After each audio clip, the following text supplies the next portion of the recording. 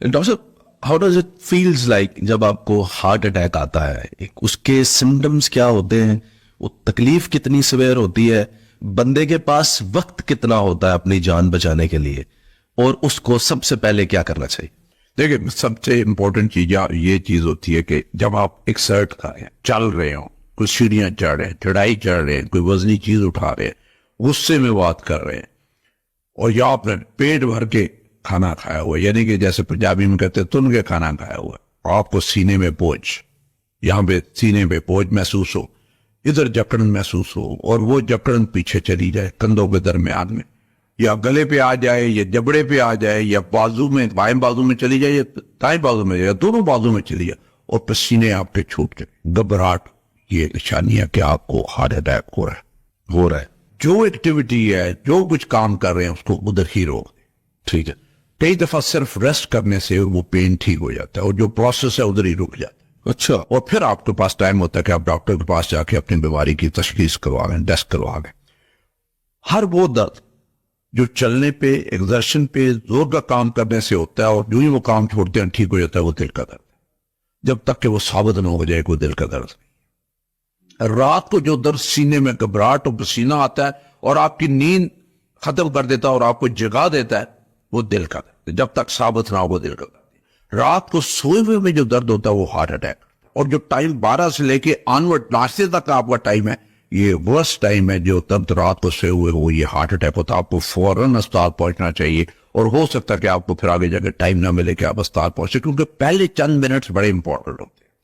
وہ کلاٹ ہوتا ہے, کلاٹ بن کے ہارٹ ڈیمیج ہو رہا ہوتا ہے, پھر کئی دفعہ اس ڈیمیج کی وجہ سے, ہارٹ اٹیک کی وجہ سے دل کی دھڑکن خراب ہو جاتی ہے, یا دل بند ہو جاتا ہے. وہ نوبت آنے سے پہلے آپ کا علاج ہو جانا چاہیے, آپ کو اسپتال پہنچ جانا چاہیے. اور اسپتال جس میں بھی جائے, وہ اسپتال کو پتا ہو کہ میں نے دل کی مریض کی جو ہے وہ تشخیص کیسے کرنی ہے, اور میں نے ڈائگنوز کیسے کرنا, ڈائگنوز کر اس کا علاج کیا شروع کرنا. Do we have 5 minutes to reach hospital? جی بالکل. اچھا, کئی دفعہ ہوتا ہے کہ آپ دیکھیں, گھر میں نے ایک ایمرجنسی کٹ ڈیوائس کی ہوئی ہے جو کہ ہر گھر پہ ہونی چاہیے. وہ آئی تھنک اس پروگرام میں, آپ کے پروگرام کی وساطت سے ہر بندے کے پاس ہونی چاہیے. ایک اینجیسٹ گولی ہوتی ہے جو دل کا مریض زبان کے نیچے رکھتا ہے جب درد ہوتا ہے, جیسے خون پتلا کر. جی نہ وہ خون نہیں پتلا کرتا, اچھا, نالی کھولتی ہے. اچھا, نالی کھول زبان کے نیچے رکھتے ہیں نالی. اگر شوگر کی یہ کڑوال پڑ گیا ہے یا اسے کریمپ پڑ گیا ہے, تو یہ جو ہے یہ کریمپ کو کھولتی ہے, کڑوال کو ٹھیک کرتی ہے. ساتھ یہ ایک ڈسپرین کی گولی چبا کے کھا جائے, ثابت نہیں لینی. ثابت لینے میں وہ ٹائم, اس کا اثر ہونے میں ٹائم لگتا ہے. اس کو چبا کے کھا جائے. چبا کے کھا جائیں گے تو فوراً اس کا اثر ہوگا, اور وہ جو کلاٹ نالی میں بنا جو ہارٹ اٹیک کر رہا ہے, ہو سکتا ہے وہ ڈیزالو, وہ پگھل جائے اور ہارٹ اٹیک سے آپ بچے.